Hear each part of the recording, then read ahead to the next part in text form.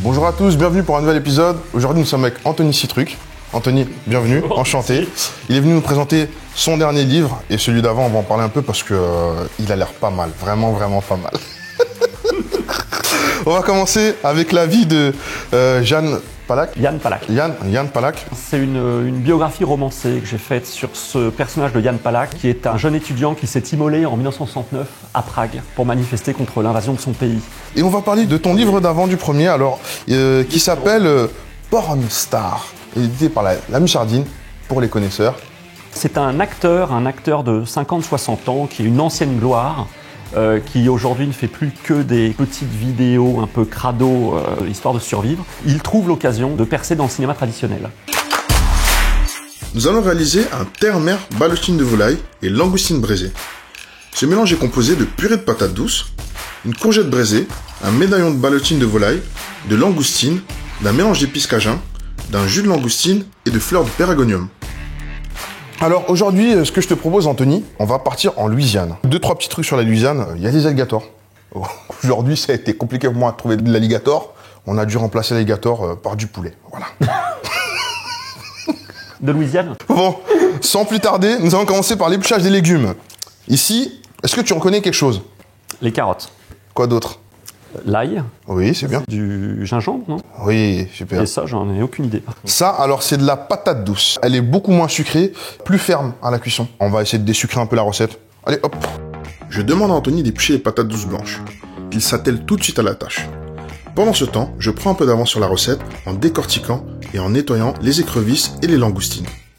Attention, j'ai auparavant fait blanchir mes écrevisses juste avant qu'Anthony nous rejoigne, afin de gagner un peu de temps. Le blanchiment des écrevisses se fait très facilement en les plongeant dans l'eau bouillante, puis en les refroidissant rapidement dans l'eau glacée. Il faut toujours blanchir les queues un peu avant l'utilisation.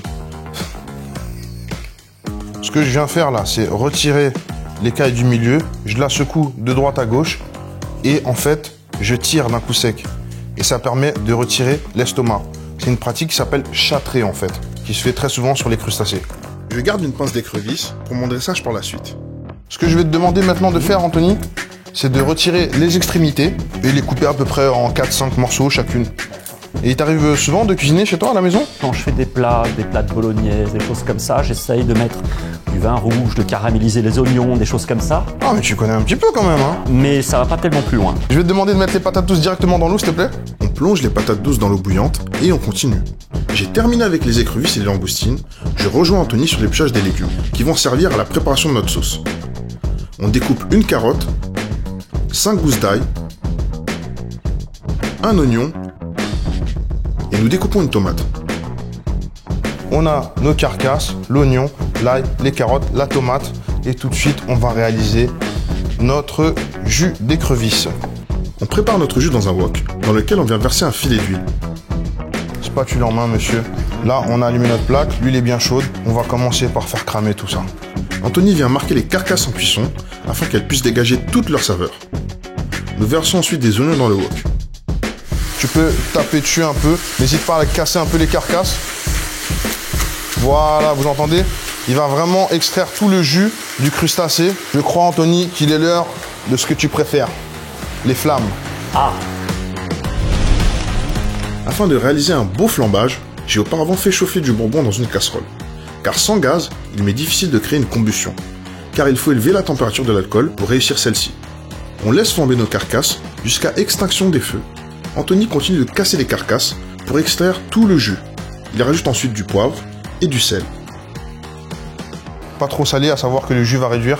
Plus ça réduit, plus il y a une concentration saline. Vaut mieux rectifier l'assaisonnement après avoir terminé plutôt qu'avant. Une fois que ça a réduit, c'est trop tard. Ouais. Je peux pas enlever du sel d'une préparation. Nous terminons en ajoutant des carottes, les tomates, l'ail à notre préparation.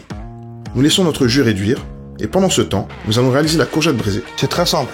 On va la marquer généreusement en cuisson. Là, il y a de la matière grasse dedans.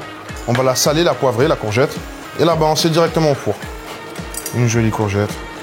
Astuce à savoir, quand l'huile chauffe, elle s'écarte du centre et va sur les bords.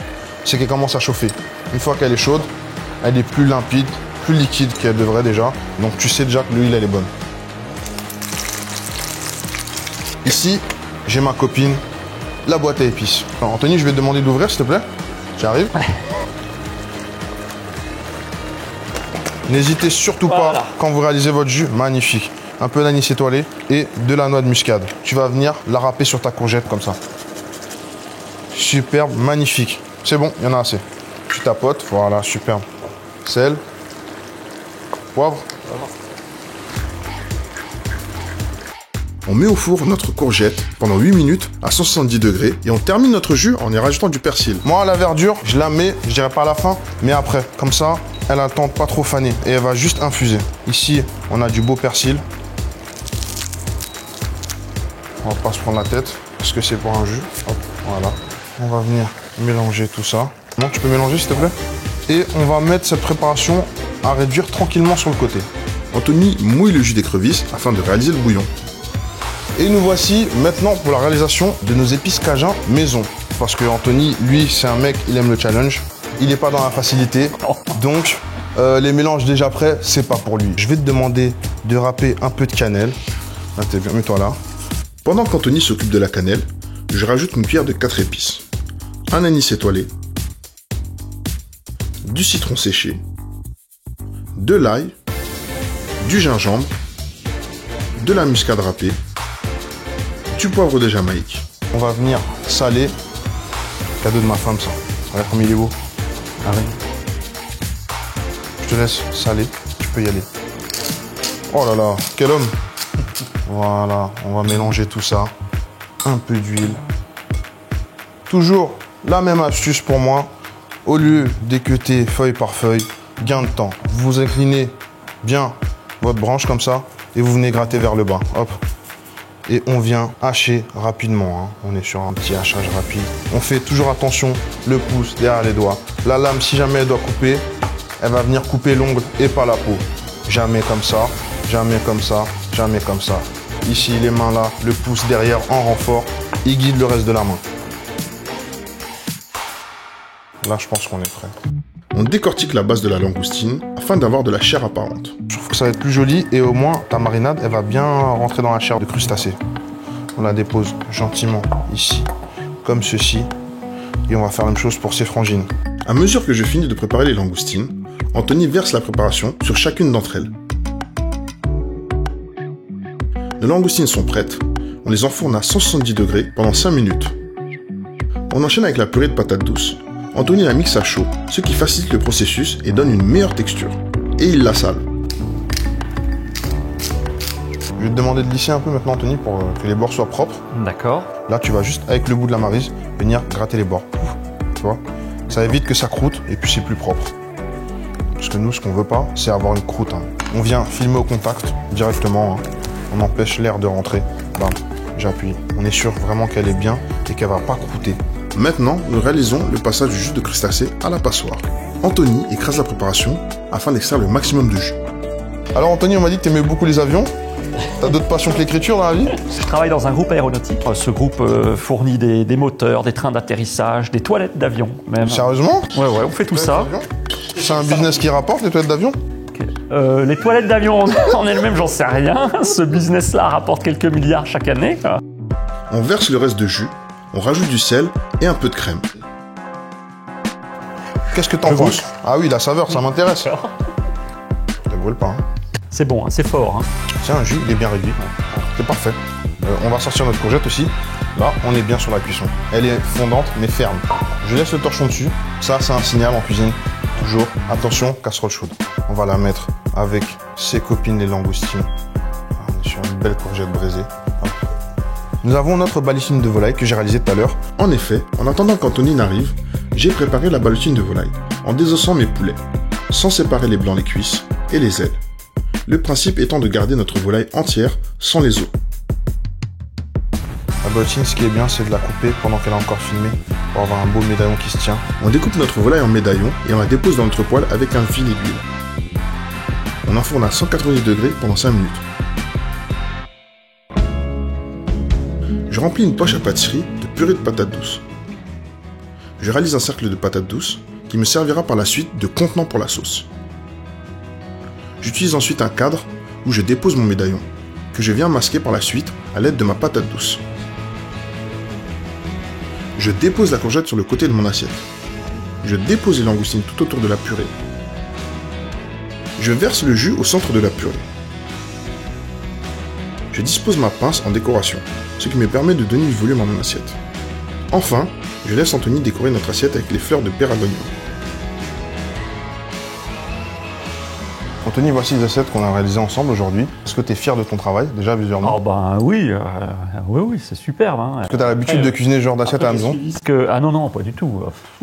Ah non, moi, chez moi, il y a le plat de pâtes et puis il y a plein de sauces dessus. C'est bon, c'est copieux, mais ouais. Voilà. Comme vous pouvez le voir, ce jour-là, on a aussi préparé une entrée. Mais ça, on vous le garde pour un autre épisode. Pour le moment, on se concentre sur le plat principal.